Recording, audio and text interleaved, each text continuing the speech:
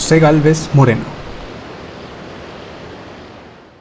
Nació en Tarma el 17 de febrero de 1850 y fue el hijo del ilustre celendino José Gálvez Egusquiza, héroe del combate del 2 de mayo. Se recibió de guardiamarina en 1865, prestando servicios en la fragata América y luego en la fragata Apurímac, a bordo de la cual luchó en el combate de Aptao, siendo promovido a alférez de fragata en abril de 1866. En 1871 pasó a servir en la corbeta Unión.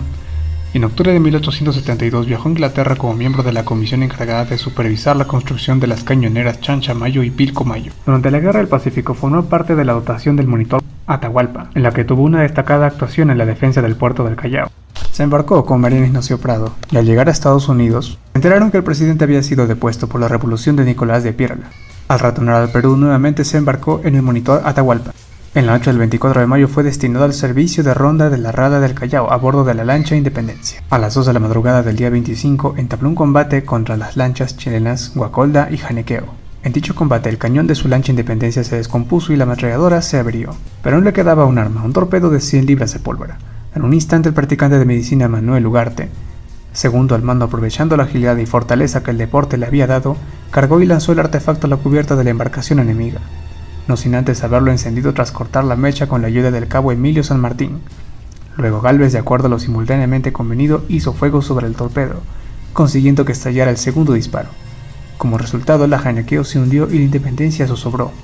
Ugarte y San Martín, más próximos al estallido, murieron en el acto, mientras que a Gálvez la explosión le alcanzó en el aire y lo empujó al mar, siendo rescatado por el marinero Pedro Villanueva, que lo mantuvo a flote.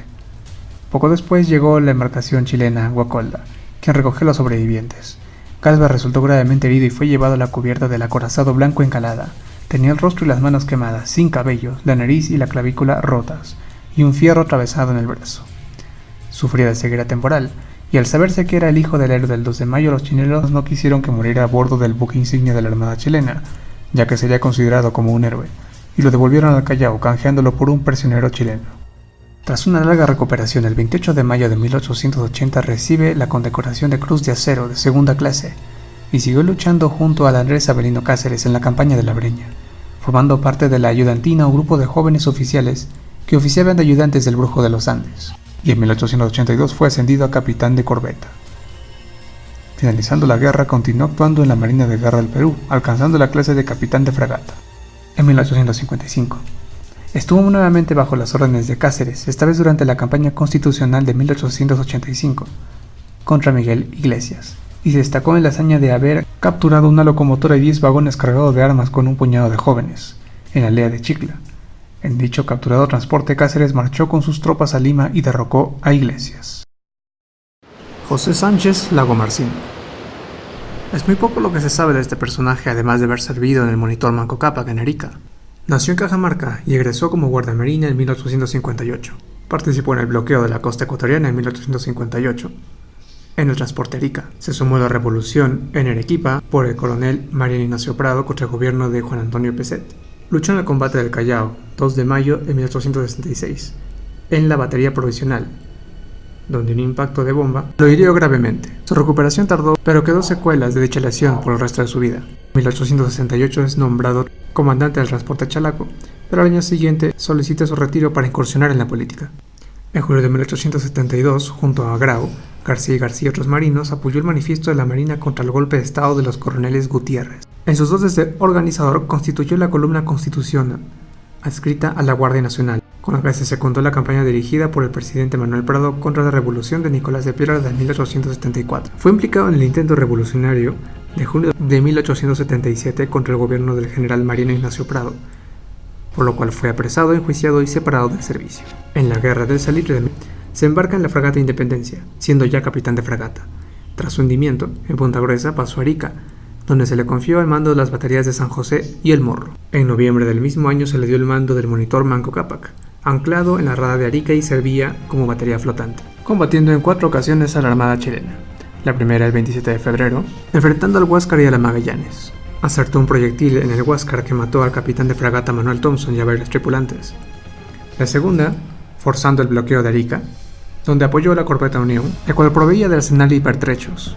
José Sánchez estuvo presente durante las juntas de guerra de Francisco Bolognesi y entró en combate nuevamente por tercera vez, el 6 de junio de 1880, acertando un tiro en el blindado Cochrane, provocando daños y algunas bajas, y también en la línea de flotación de la Covadonga, produciendo averías, las cuales lo obligaron a retirarse.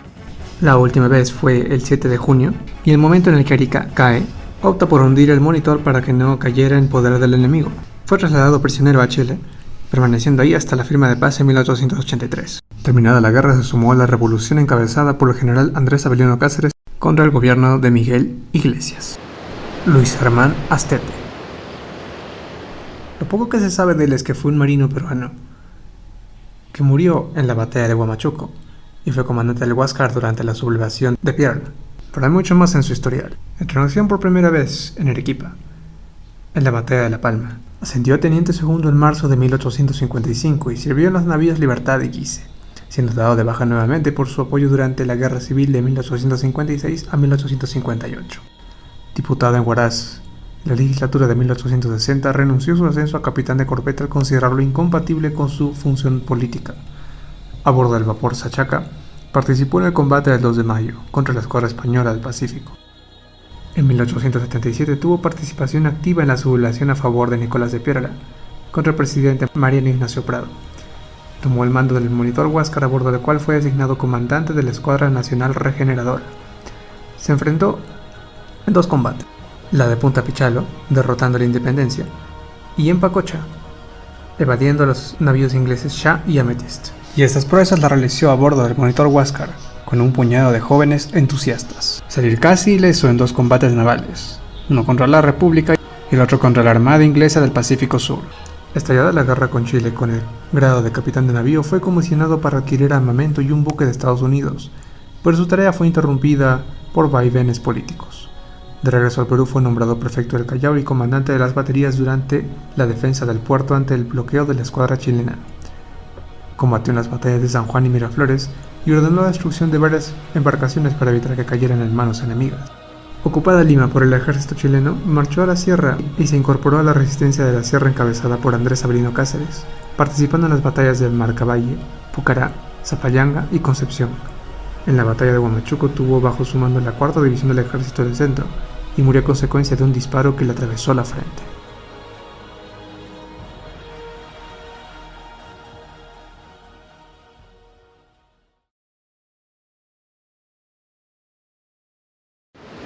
Manuel Villavicencio.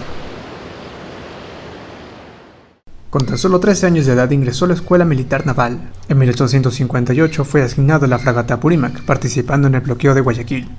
Fue uno de los marinos que, durante el golpe de estado de los coroneles Gutiérrez, se unió a Grau, suscribiendo su apoyo al manifiesto de protesta de la Marina. En 1879 fue ascendido a capitán de navío. Al estallar la guerra con Chile, reasumió el mando del Chalaco con la misión de transportar tropas y pertrechos hacia los frentes de batalla en el sur y trasladar desde Panamá los armamentos adquiridos con grandes sacrificios. Finalizada la campaña naval en octubre de 1879, el presidente Prado le dio el mando de la corbeta Unión, a bordo de la cual realizaría su hazaña más resonante, la doble ruptura del bloqueo en Arica. El 17 de marzo de 1880, en Arica, la Unión logró burlar la vigilancia de 3 buques enemigos, el Cochrane, el Huáscar y el transporte artillado Amazonas, con luces apagadas navegando temerariamente pegada a la costa. Se deslizó al interior de la raya Coderó en la bahía al lado del monitor Manco Cápac, al abrigo de los cañones del Morro de Arica. La Unión efectuó las operaciones de descarga durante 8 horas. Los buques se unieron al Huáscar. El comando chileno supuso que la corbeta estaba inutilizada porque había sufrido el impacto de 48 cañonazos. Sin embargo, luego de concluida la descarga y cuando pasaban las 5 horas de la tarde, el comandante Villavicencio decidió zarpar a toda fuerza hacia el sur. En medio de los vítores de la población y burlando por segunda vez el bloqueo de los buques enemigos, quienes pensaban que se dirigía hacia el norte, la corbeta se adentró en el mar. Sorprendidos, los barcos chilenos se iniciaron la persecución de la Unión, pero tuvieron que abandonarla al llegar la noche. Por su hazaña, el marino peruano recibió la Cruz de Acero que había creado el gobierno peruano de Nicolás de Piérola para recompensar el mérito de sus soldados y marinos. Fue ascendido a capitán de navío. Fue él quien dio la orden de hundir la corbeta Unión tras la ocupación de Lima, evitando de esa forma que cayera en manos enemigas. A continuación, una anécdota de este ilustre personaje. El 15 de junio de 1881, Villavicencio fue nombrado prefecto de Ica por el presidente García Calderón desde su gobierno de Magdalena. Llegó a Chincha para hacerse cargo de su puesto, pero las fuerzas generales inglesas apoyadas por Chile dominaban la región. Entonces Villavicencio trató de dar un golpe con el auxilio de 2 comerciantes italianos que gozaban de gran influencia en la localidad, don Juan Alcardi y don César Cantelli. Con un puñado de hombres decididos dio el grito subversivo de dicha ciudad y atacó resueltamente la subprefectura, pero ésta se resistió. El pueblo, siempre revolucionario en potencia y con el que Villavicencio creía contar, se levantó contra los insurgentes en apoyo del general Iglesias. Al encontrarse abandonados y perseguidos, Villavicencio y sus colaboradores huyeron por los campos y no pudieron escapar. Mal montados como se encontraban, se atrincheraron en una casita de adobes de un modesto labriego. La gente de Iglesias puso fuego a la casa, pero los rebeldes lograron fugar y entre innumerables riesgos llegaron a Pisco. Los soldados chilenos que ocupaban esta plaza dieron con ellos en Chirona. Al día siguiente, el comandante chileno, gobernador civil de Ica, tomó la declaración a los detenidos, profiriendo gruesos insultos a los rebeldes detenidos. Por fin, el comandante chileno preguntó: ¿Quién los manda a ustedes? Yo, dijo un hombre diminuto y de modestísimo aspecto, dando paso al frente con naturalidad no exenta de marcialidad. El comandante chileno le dirigió una mirada despreciativa y le interrogó: ¿Cómo se llama usted? Manuel Antonio Villavicencio. Profesión: marino. Grado: capitán de navío. El gobernador civil chileno, cambiando de tono, le preguntó: ¿Es usted el comandante de la Unión, el que rompió el bloqueo de Arica? El mismo, contestó con su habitual modestia Villavicencio. Bajando del estrado, el chileno avanzó hacia el patriota. Estrechó sus manos y presentó sus excusas por la forma en que él y sus compañeros los habían tratado. El comandante chileno acabó lamentando no poder hacer nada por ellos, porque su deber para con el gobierno amigo del general Iglesias se lo impedía. Pero, continuó, doy a ustedes por prisión la ciudad de Pisco, y mucho cuidado con acercarse a la playa, porque como no dispongo de botes patrulleros, no podría evitar una evasión. Subrayando con un guiño de ojo sus palabras, concluyó sacarronamente, sobre todo si es de noche. Y así fue. Aquella noche, el comandante Villavicencio fletó un bote pescador y enrumbó con los suyos hasta la playa de La Chira, contigua a Chorrillos, desde donde llegó al escondite que tenía dispuesto en Lima. Manuel Melitón Carvajal, un marino peruano que formó parte de la tripulación del reconocido monitor Huáscar, participando en todos los combates del mismo durante la guerra con Chile, herido y tomado prisionero en Angamos, convertido desde entonces en el héroe viviente, quien incursionó en la política sin dejar de servir a la marina, participando activamente también en la reconstrucción nacional y en la recomposición de la flota naval del Perú. Sirvió en las fragatas General Plaza, Purímac y Amazonas, se sumó a la revolución del coronel Mariano Ignacio Prado y participó en la defensa del Callao contra la escuadra española el 2 de mayo, a bordo de la cañonera Tumbes. En la guerra con Chile era ya capitán de fragata y se embarcó en el monitor Huáscar como jefe de Estado Mayor de la Primera División Naval. En Angamos resultó herido por el estallido de una granada en la torre de mando, razón por la cual no pudo tomar el mando del buque. En 1890 viajó a Valparaíso a bordo de la cañonera Lima para repatriar los restos de los peruanos caídos en la guerra.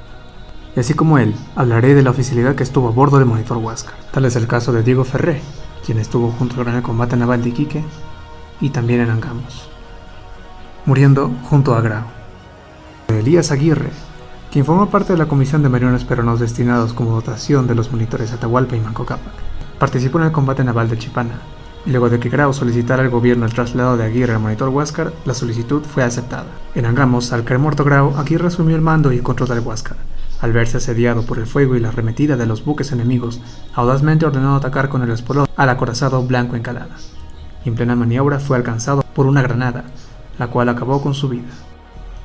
Tenemos también a José Melitón Rodríguez Pérez, que luego de resultar herido Melitón y muerto Aguirre, Rodríguez tomó el mando de la nave, que soportaba los disparos de los blindados chilenos. Finalmente le tocó también sucumbir heroicamente cuando sacaba la cabeza de la tronera de la torre giratoria para apuntar a uno de los cañones, momento en que un proyectil enemigo pasó por encima de la torre, volando la cabeza de Rodríguez y cayendo su cuerpo inerte en el interior. En ese momento, Pedro Garrison Thomas tomó el control de la nave, que se encontraba ingobernable y totalmente averiada. Personalmente izó la bandera, caída al ser cortada la ladriza por efecto de los proyectiles chilenos, evitando así que el enemigo lo interpretara como señal de rendición. Dio la orden de hundir el Huáscar. Sin embargo, los marinos chilenos se lo impidieron al momento de abordarlo. Insistió en buscar algún resto del comandante Miguel Grau, hallando finalmente los fragmentos que ya conocemos. Cabe también destacar la heroica acción de Enrique Palacios de Mendiburu, quien se embarcó en la fragata Independencia, a las inmediatas órdenes del capitán de navío Juan Guillermo Moore. En el combate de Punta Gruesa su nave encalló cuando perseguía la goleta Covadonga. Logró salvarse nadando hasta un bote, logrando a duras penas salvar al comandante y a algunos marinos. En el combate en Angamos, luego de resultar herido Melitón Carvajal y muerto el teniente José Melitón Rodríguez, Enrique Palacios, quien ocupaba el puesto de oficial telemetrista, sentado sobre la torre de combate, resulta con la mandíbula inferior severamente dañada, y es trasladado al entrepuente con otros heridos. Pese al intenso dolor y la hemorragia que sufre, Palacios se sujeta a la mandíbula con un pañuelo y continúa peleando con serenidad y valor, asumiendo el mando de la nave. Luego sufre otras heridas producidas por las esquirlas de una bomba que explota en la proa. Cuando eso sucedía, el Huáscar estaba ya averiado y destrozada su cubierta. No podía moverse por haberse desaparecido el timón y encontrarse la torre con un cañón en pedazos y otro desmontado. No quedaban sino los tripulantes armados de rifles, que respondían al fuego enemigo. Las lanchas chilenas cubrieron el mar para realizar el abordaje, que fue rechazado en el primer intento, pero en el segundo, el número crecido de chilenos se impuso y se trabó una recia lucha en la cubierta del monitor. El pabellón peruano flameó hasta el último instante. Con 3 heridas en el cuerpo, Palacios fue capturado casi moribundo y llevado a bordo del blindado chileno Coca. Estaba destinado a ser canjeado por un oficial chileno capturado en Iquique. Sin embargo, en el transcurso de regreso a su hogar, falleció debido a tétanos traumáticos. Este último apartado, como vieron, fue dedicado a la oficialidad de Huáscar, y no solamente a ellos, sino también a aquellos marinos que sobrevivieron y lucharon en él. Esperemos pues que sus actos no queden en el olvido, ya que fueron ellos quienes vivieron y sufrieron los horrores de los combates navales en la guerra con Chile. Este espacio va dedicado exclusivamente para ellos.